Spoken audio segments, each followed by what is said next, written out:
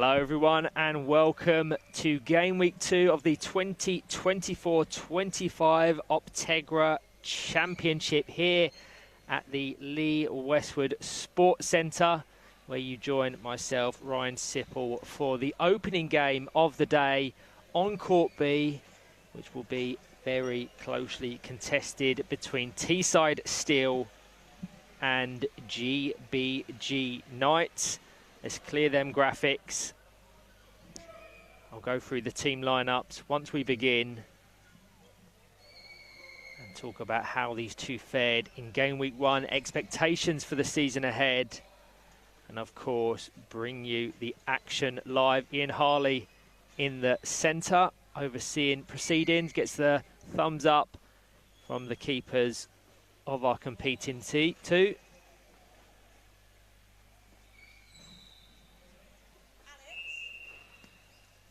And we are underway. Jack Ewins kicking things off straight away, locked in a battle with Jamil Khan.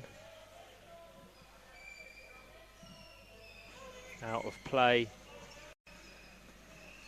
So thank you to all that are joining me for this opening game. The 2024-25 season, of course, proudly takes on the name of the Optegra National League. So Oscar Mulgrew fires it into Jamil Khan, all the way back to Isaac Murray. Has to be careful there. The ricochet nearly fell kindly to the current top goal scorer of the National League Championship, George Holloway. And Kai Shah is going to have an opportunity here, nearly capitalising on a miscommunication in the Teesside ranks.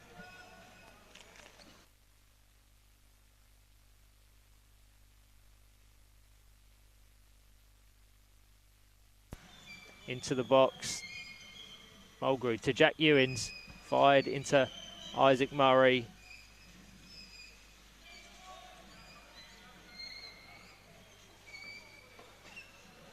Just locked up on the edge. Early pressure from GBG Knights. Should they win this one this morning, who will go top of the league, having played a game fewer than current top position Muscle Warriors.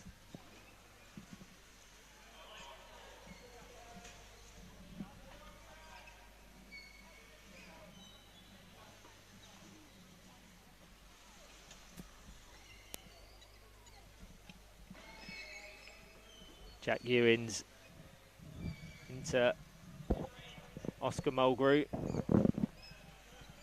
Now delighted to be joined on commentary by Owen Swift. How are you? I'm better late than never, isn't it? It is. We must have kicked off early, surely, because it's just 1 minute past half past.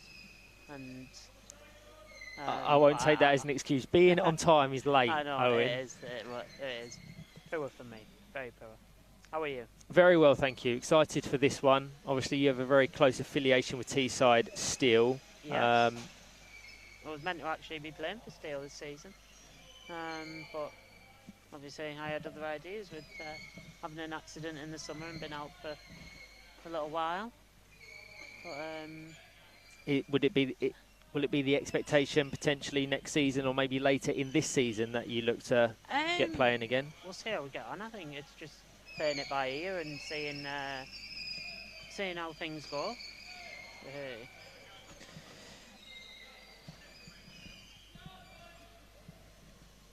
Live on Court A, fairly historic fixture. Manchester derby, Manchester United PFC take on Manchester City PFC. Rosie Hodgson bringing the action live on that one. That's also live on the WFA's YouTube. But for this one, you're joining myself and Owen for what's been a very closely contested opening 3.5 minutes. GBG Knights probably with the attacking pressure, but Jamil Khan has the opportunity to spearhead an attack for Teesside. First involvement for Troy Willicombe. Let's go through the starting squads. We have Isaac Murray, Oscar Mulgrew, Thomas Met and Jamil Khan. Very familiar starting four for Teesside Steel. And for GBG Knights, they have Troy Willicombe, Jack Ewins, George Holloway and player coach Kai Shah. bit of a disappointing corner routine there. I don't think that's quite how they'd have wanted that to go from Steele. We get an early substitute as signalled by Ian Harley. It's going to be Jack Ewins coming off. Coming on in his place, a very impressive Oscar Smedley, who made his debut in game week 1 of the 24-25 Optegra Championship. He'll be looking to build on a very good start to his National League career. Kai Shah wants to take that quickly down to George Holloway. Over to Oscar Smedley for his first involvement. Guides it goal bound, no real danger for the Teesside Steel defence at the first phase, but danger still live until Jamil Khan comes across to intercept. Kai does well to read it there and direct it to his teammate.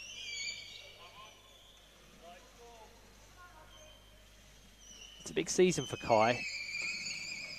He has all of the qualities of a Premiership player. Obviously was competing in the top flight last season with Nomad Knights.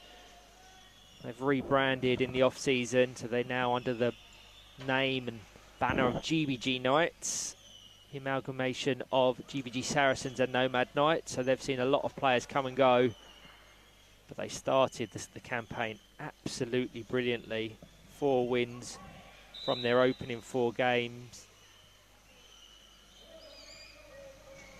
Currently have a goal difference of plus 19, so shows they're pretty prolific in front of goal. 5 fixture weekend, season play: Manchester United, Hull and East Yorkshire, West Bromwich Albion, Dudley and Manchester City. So they'll want to get things started with 3 points.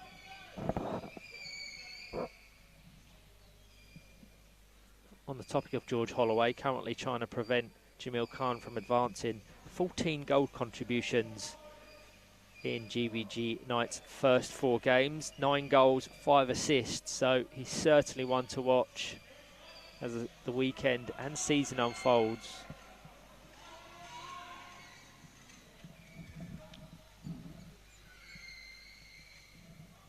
It's interesting to see Troy playing in goal, actually.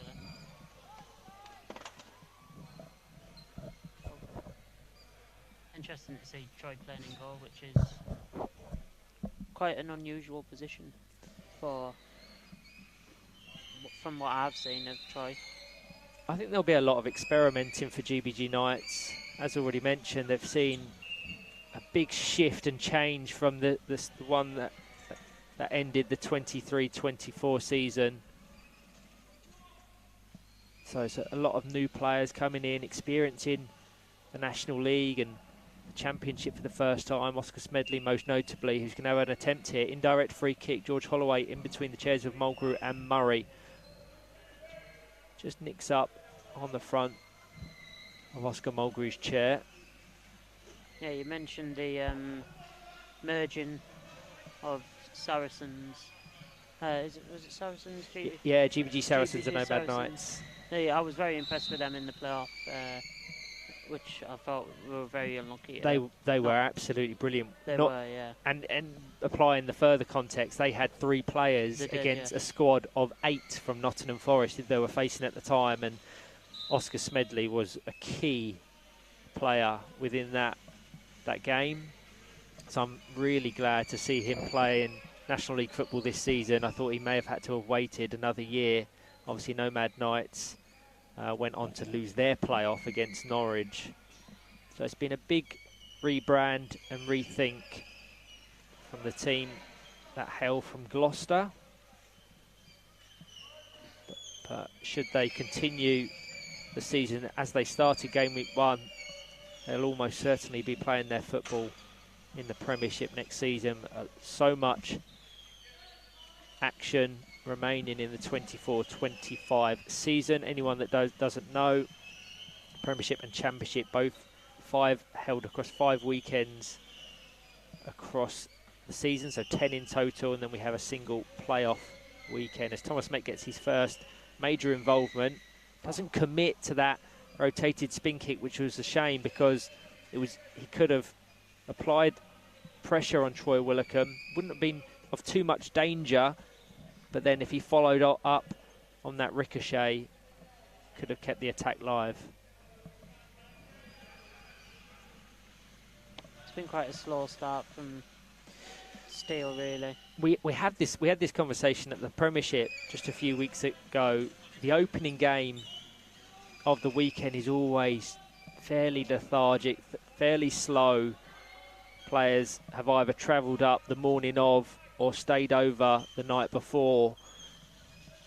So it's just getting the rust off in the opening 40-minute fixture.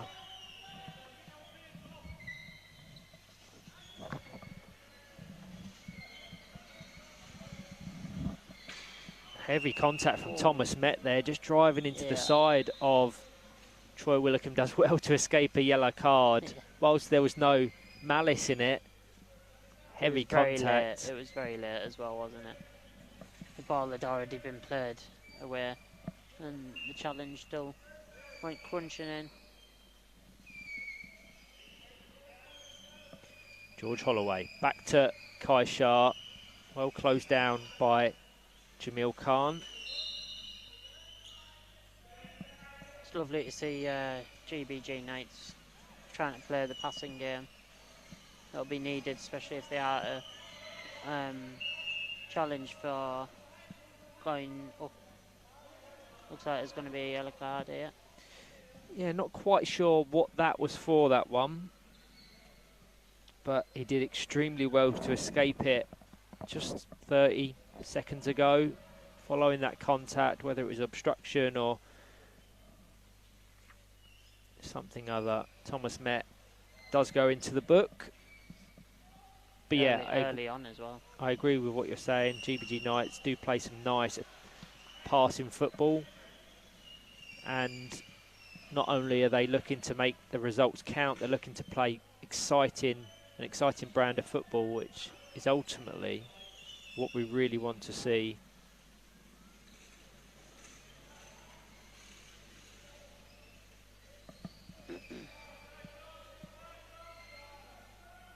Yeah, but keep an eye on Thomas Met. Has to be really careful. But he's still got, what, 28 minutes of play still, and I believe there's not a lot of manoeuvre because him and Oscar are the only PF1s. Exactly, so for Steele. So there is no wiggle room. Luke Heenan, the single substitute, PF2 at any one time. Coming on for Jamil or Isaac. Exactly. Just to clarify the rules around classification, a team must line up with a minimum of 2 PF1s. You can have 4 PF1s should you wish, but at any one time you must have 2 on the court. So it means, unless Teesside want to go down to 3 players, they have to keep Thomas Met on the court.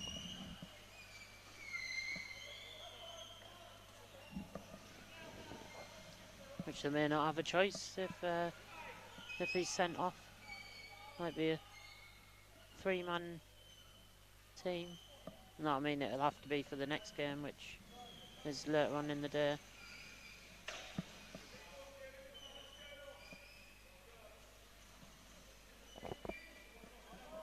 What do you think the aspirations for Teesside still are? Do they have the goal of promotion, or is it just kind of trying to build on what they accomplished last season and see where it takes them? I think they gave everyone a good game last season, Pat. I think there was only 1 or 2 times they were beaten by more than 1 goal, so defensively I think they're very solid, which is a good foundation for going up.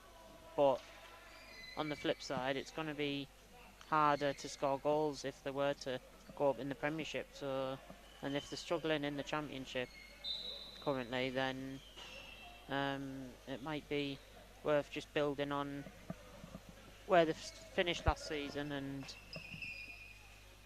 going again maybe season after. But who knows in this league? It's a bit of a can throw some random things at you, can't it? Yeah. Troy Willicombe into Kai Shah. Ricochets into Oscar Mulgrew. Over into that top left-hand corner. Frustration from Mulgrew. I think he believed Jamil Khan was taking up a position on the left. Anyone that keeps an eager eye on the WFA social media will see that Jamil Khan was highlighted in the week of the active players currently competing in the championship. He is the second all-time top goal scorer. 76 goals to his name, 70 of which have come in the WFA National League. So he's the one they're going to look to for that creativity and them goals. I had the pleasure of playing with him at Percy Headley Panthers back in 2010, that was. You're showing your age now. I know. How old was I then? Wow. 15? No, I wouldn't have even been that. I'd have been 12. Well, 12, you're 25th on the all-time top goal scorer charts. I'll take that. You've got 114 total goals to your name as Oscar Mulgrew guides it into Troy Willicombe, but 2-on-1 awarded before it reached him. So yeah, 114 goals in total.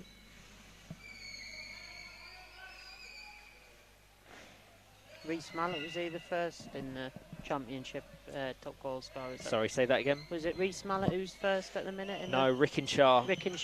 Rickenshaw is on 126 total goals, 16 of which have come in the WFA National League.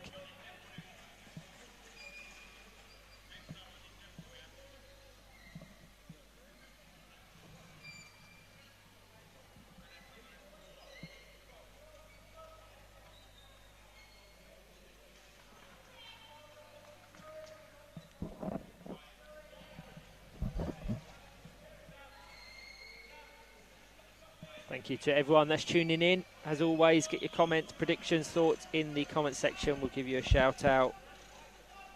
Had 16 and a half or so minutes here in the opening game of game week 2 of the 24-25 Optegra Championship. Teesside still 0, GBG Knights 0. It's just crying out for a real bit of quality, which we're yet to see in this game.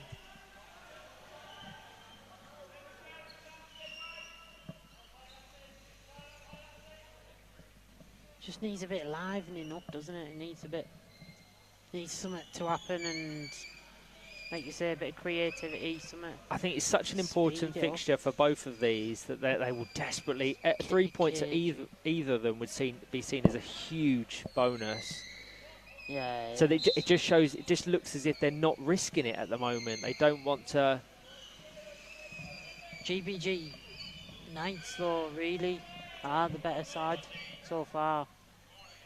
They've certainly had the more attacking presence, but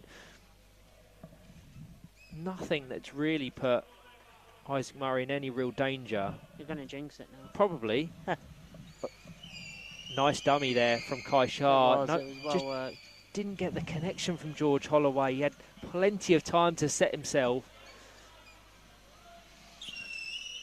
But we do know that GBG Knights are obviously top of the league at the minute, so it's probably something you'd expect the team to be that's in the better league position to be on top. Good pass from Kai Shah. Once again, no real venom on the front bumper from George Holloway. He just addresses that power. He's putting himself in some fantastic areas as Oscar Smedley attempts an effort this time. Jamil Khan's going to cut it out. Thomas Met has to be careful of that 2-on-1 placement. Does well to just back off in time.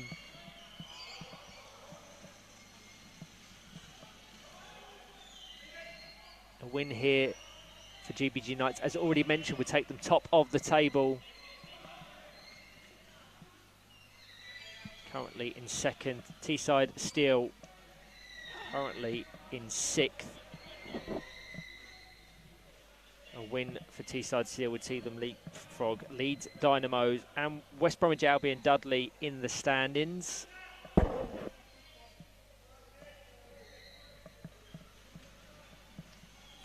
Final minute of the first half. It's definitely going to be a good season ahead. It's the exact same as the Premiership. It's just, it's so hard to call who will get promoted, who will get relegated, who will lift the trophy at the conclusion of game week 5. That's what makes it so intriguing.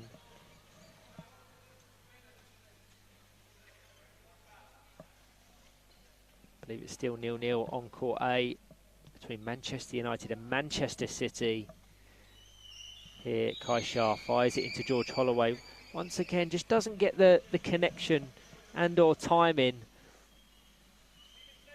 He'll be slightly frustrated with that. That's the third chance in about 5 minutes that George has had to just keep the attack live, not necessarily score or threaten Isaac Murray, but just going to want to be a bit more precise and assertive with his intentions. Forceful play this time from Troy Willicombe. So free kick in favour of Thomas Met and Teesside Steel. It's good from Thomas Met there, put himself in a good position to just get ball side. Yeah, he did well there. And with no time left on the clock, 30 seconds into additional time, as a matter of fact, Teesside Steel probably have their most credible opportunity to score all game.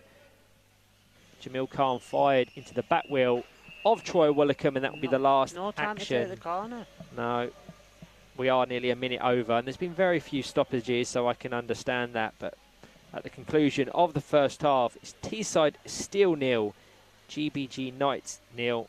Join myself and Owen for the second half shortly.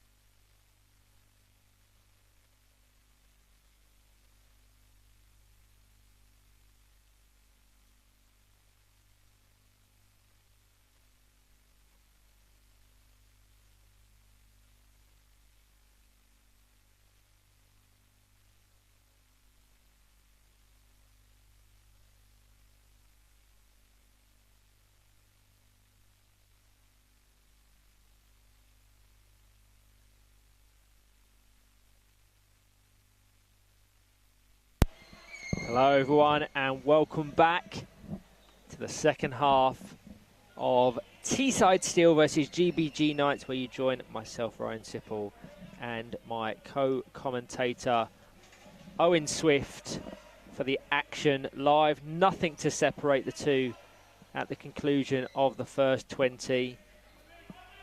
It's been a very cagey affair so far, hasn't it? It's just been, they've just nullified each other, and attack has cancelled out defence for either team. I think what GBG Knights need to do is call on their bench and their depth that they have. Reece Mallett yet to feature, who is such an experienced player within the WFA National League and the National League Championship specifically. We highlighted the fact that Thomas Met is currently on a yellow card, and due to players that they have within their squad, or the lack therefore, he's going to have to play the full fixture. So he has to be really careful about the positions he puts himself within. No Charlie Connolly today. No, he is. He had an operation on Thursday. Okay. Sorry, yeah, I keep forgetting about this mic. Needs to be really close.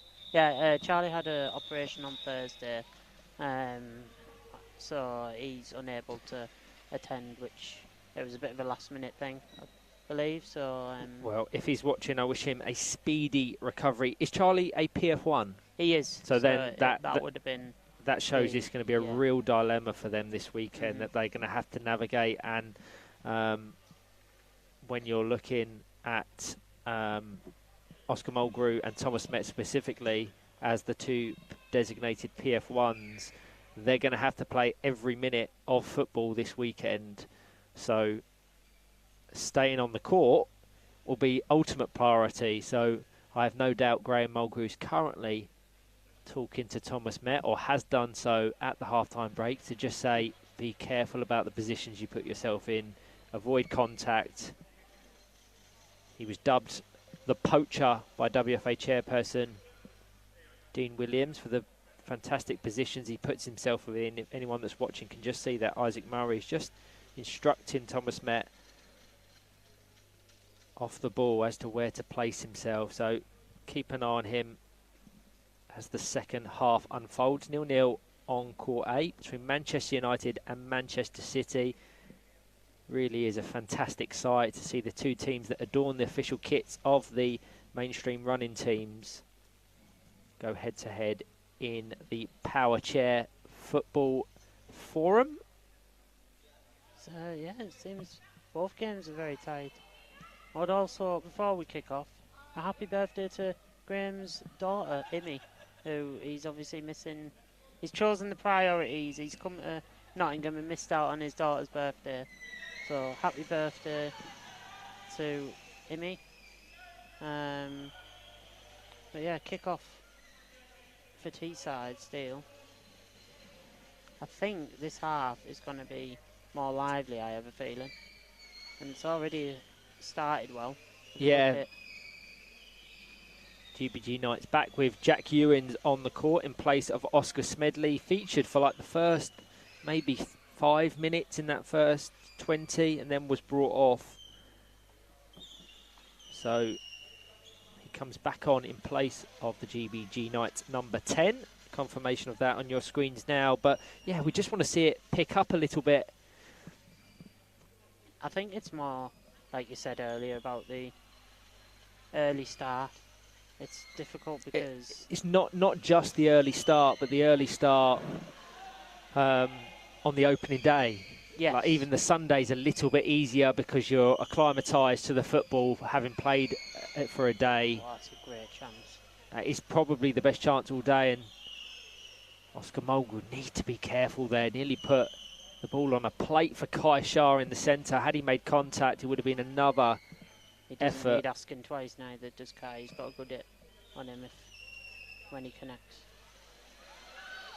One thing we highlighted in that first half is the contact and the timing of George Holloway, but it looks like he's started the second 20 addressing those problems and those challenges he had in the first half. But GBG Knights desperately looking to open the scoring.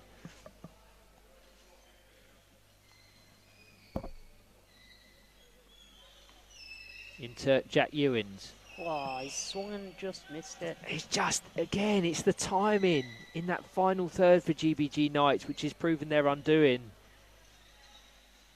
The intent was there, the position was there, but the timing just let him down. Now, chance to break at numbers. Thomas Met comes to guide it goalbound. Troy Willicombe reversing, just prevents. Kai needs to get back. Very calmly does, though, Kai. Does well to get back.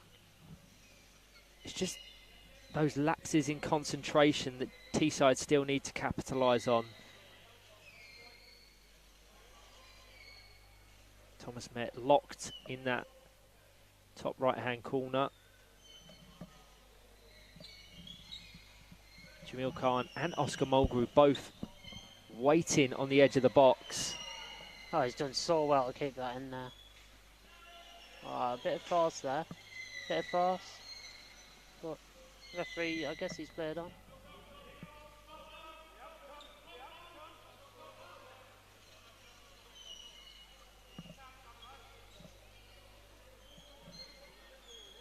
Yeah, it's caught a number of players out, that new rule of sticking it on the front of the bumper and just going hell for leather. It's not allowed anymore, which I think is a good thing.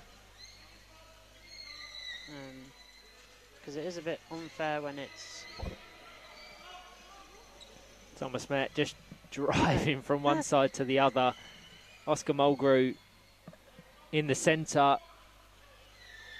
Does well to escape the 2-on-1. Obviously has possession, so not so much a factor, but positioning needs to be considered at all times.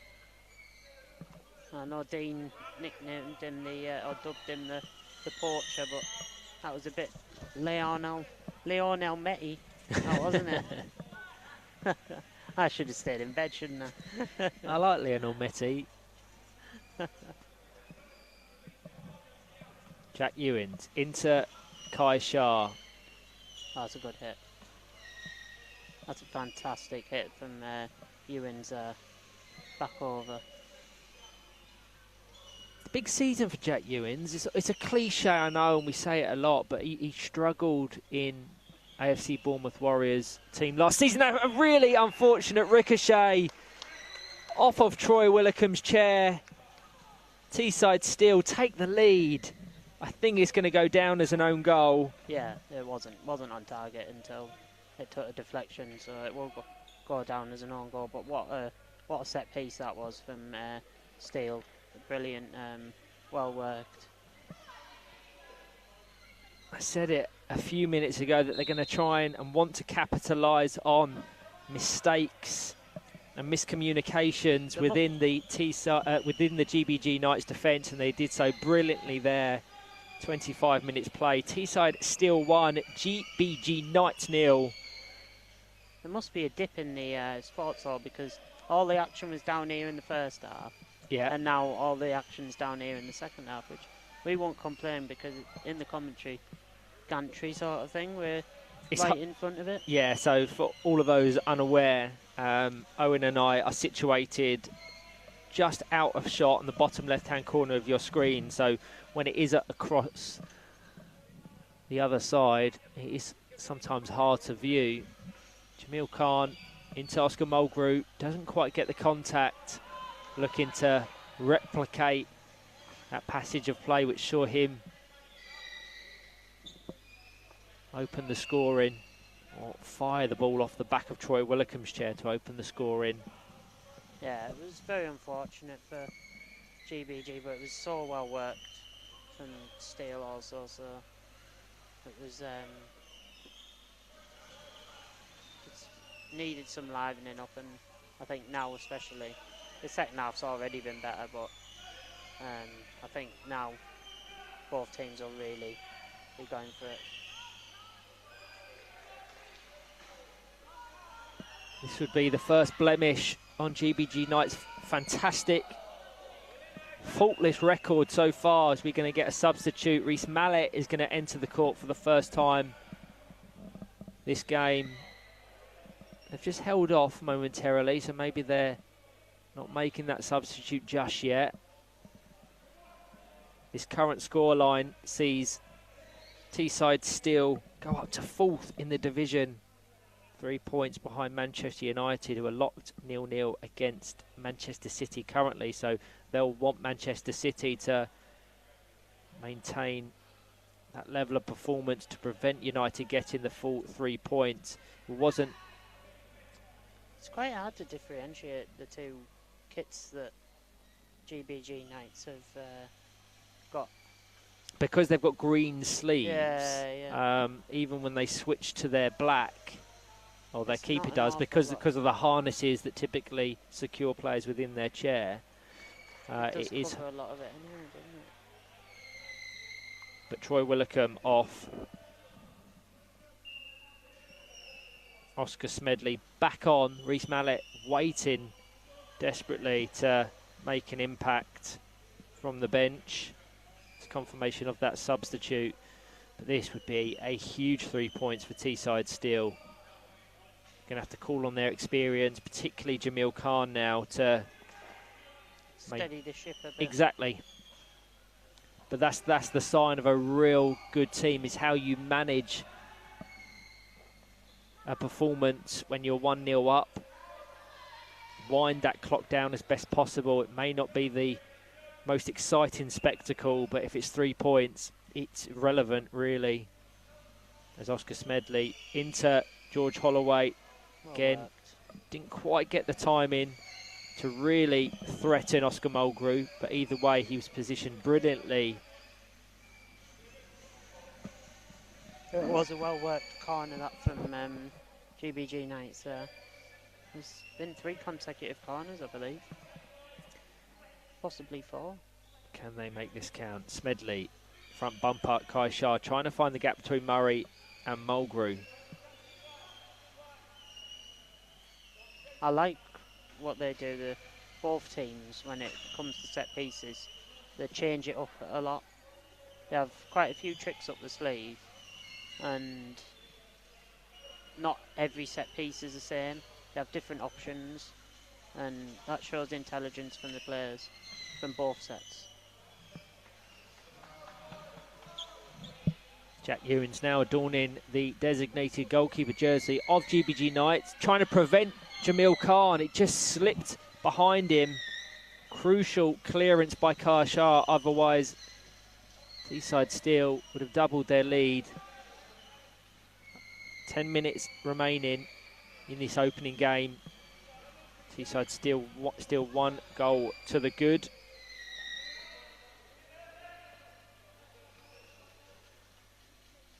Busy weekend for Teesside Steel as well. Following this, they play Nottingham Forest and Manchester United before tomorrow playing Villa, Rockets Lions and Sale United. So both of these two have 5 fixture weekends. Both will no doubt have intentions of getting promoted, if not lifting that ultimate trophy. So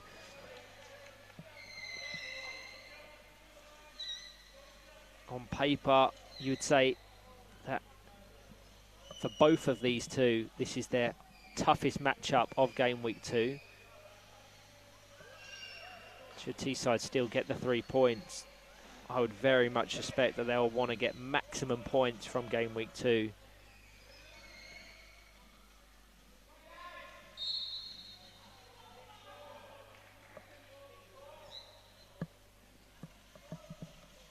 Isaac Murray into Oscar Mulgrew, just ushered over to Jamil Khan, but didn't quite meet its intended target. I'm not keen on the goalkeeper taking the goal kicks at 1-0 up, I must admit. It's not my cup of tea.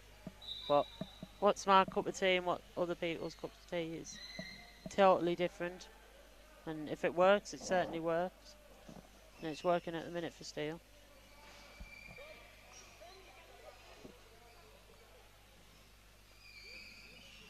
It's just that question now. Do they look to build on that 1-0 scoreline, or just sit back and just shut up shop, but accept that that will come with risks of sustained attacking pressure from GBG Knights? As well cleared. That was a crucial interception. George Holloway was going to put it on a plate for Oscar Smedley on the left, Had Isaac Murray not come across to clear it, would have been a real goal-scoring opportunity. GBG Knights certainly growing in attacking presence. Yeah. But lapses in concentration like that, they'll want to iron out. 8 minutes remaining. It's often frustrating for a team that's winning because it looks like they're sitting back and just absorbing the pressure, but it's not like that in football. It doesn't always go like that. They don't just go, right, we've got the win, let's just sit back. It's often just the other team comes out at you more and tries a lot harder and tries a lot of different things. So the natural instinct of humans is to defend that, and because you don't have much choice, so that's exactly what's happening here, I believe.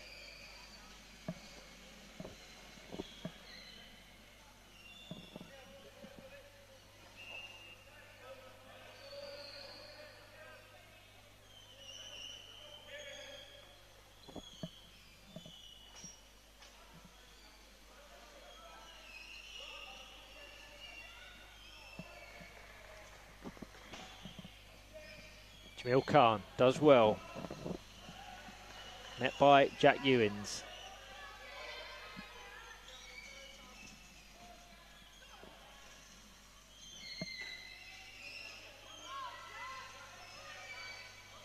Can hear the calls from above, cheering on Jack Ewins to try and get GBG Knights up the court.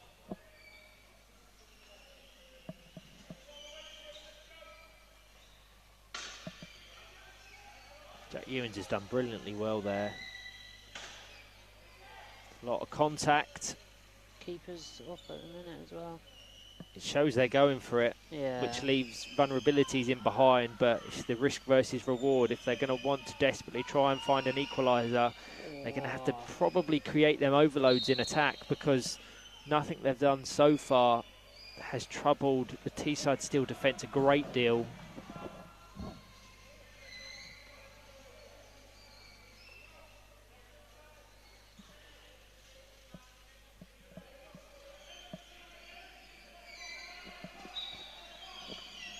Just behind, down to Oscar Smedley, across the court.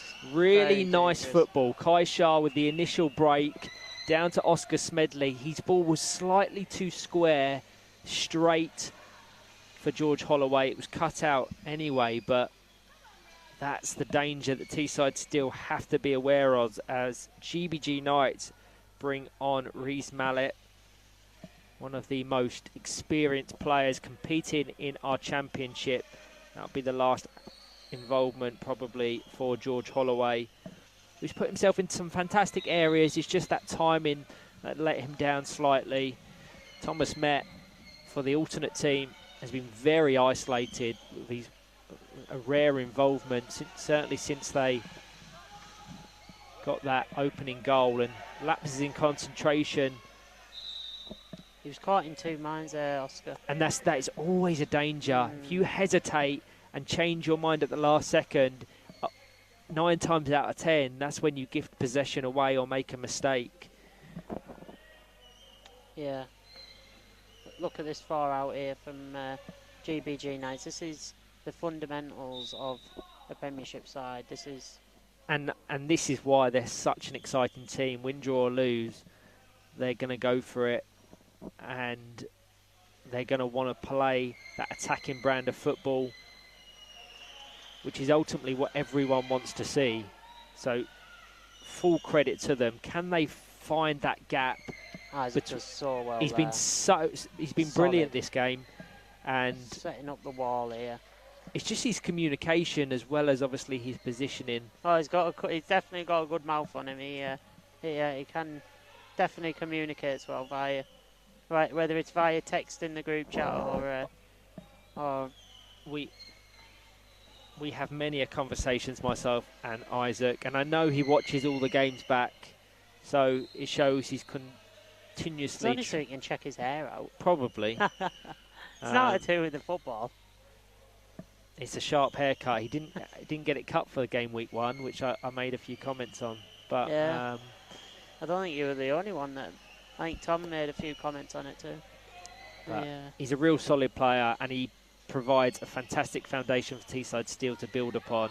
Jamil Khan, obviously so experienced, so fantastic to see him playing National League football again following a fairly long spell out of the game. But this is dangerous from GBG Knights. Jack Ewins attempts an effort into the back wheel of Isaac Murray. 3 minutes remaining. Teesside still 1, GBG Knights 0.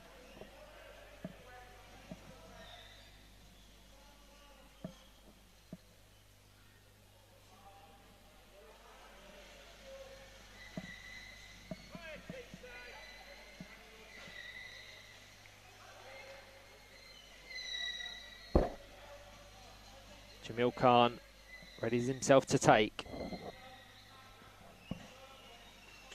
Still 0-0 on Court A. That would be a huge result for Manchester City. They've certainly built on last season. Do you know what? You took the words out of my mouth. They absolutely have built on the foundation and the success of their 23-24 campaign. They're a young, inexperienced side, but are growing in confidence. And you're seeing that unfold. Manchester United, of their opening 4 games, 1-3, drew 1. They'll want an immediate return to the top flight of power chair football in England. Yeah, and the squad that they have, it should be a definite, really. But that's why we love this game now. It's so even across the board. You know, there's no definite results anymore. There's no teams that you can look at. No games where you go, yeah, that's going to be a win, that's going to be a loss, whatever. That's why we love this sport now. Approaching the final minute here. Teesside still desperately trying to maintain that 1-goal advantage. Jack Ewins desperately trying to squeeze it into that left-hand post. And penalty. And he's awarded a penalty very late on. I think it was deemed a little bit too aggressive from the Teesside Steel defence. So Jack Ewins versus Isaac Murray. Can they find that equaliser? They probably are good value for a point. As Jack Ewins shapes to take it. Well cleared initially by Isaac Murray. The ricochet off the left-hand post. Really unfortunate from Teesside Steel after brilliant initial defending. That's really unlucky from Steel, but he capitalised on that. It didn't let them miss from the penalty. No, full credit to Jack Ewins there. He did not stop, kept the attack live. And 15 or so seconds before the end of the game, managed to level the scoreline. It's probably a fair result, considering the full 40-minute fixture. But Teesside still will be really kicking themselves at just a lapse in concentration, which gave away the penalty. Manchester United, very late on, looks like they've taken a 1-goal advantage against Manchester City. So it's all going on. Drama. It is. At the end, isn't it? Absolutely. We've now ticked over into additional time. So, Owen, if you could please give me a player of the match. Oh, it's a tough one. It is. It's, you know, both teams now even. Ewins has done well to score the penalty. Score the rebound from the penalty. Jamil's been solid for Steel. Isaac as well was solid right until the death. But I'm gonna probably go Jamil with this one. That signals the end of the game. Teesside Steel 1, GBG Knights 1. What a game to open game week 2 of the 2024-25 Optegra Championship. It was an own goal early in the second half, off the back of Troy Willicomb's chair, which saw Teesside Steel a goal to the good. And then a very late penalty was initially saved by Isaac Murray, but Jack Ewins maintained pressure, momentum, and fired the ball off the left-hand post to secure his side a point. But thank you to all that have joined me for this one, and Owen. And this is your final. You're back tomorrow for commentary. I'm back tomorrow, but not today. Let me have a look. I'm straight down the M1 and A30, whatever it is, 34. Enjoy Oxford versus Middlesbrough. I can look at the rota and say the next game that you're calling is West Bromwich Albion Dudley versus Villa Rockets Lions tomorrow. I'll be commentating. That's a derby as well, isn't it? I'll be next up on Court B. Muscle Warriors versus West Bromwich Albion Dudley. Thank you all.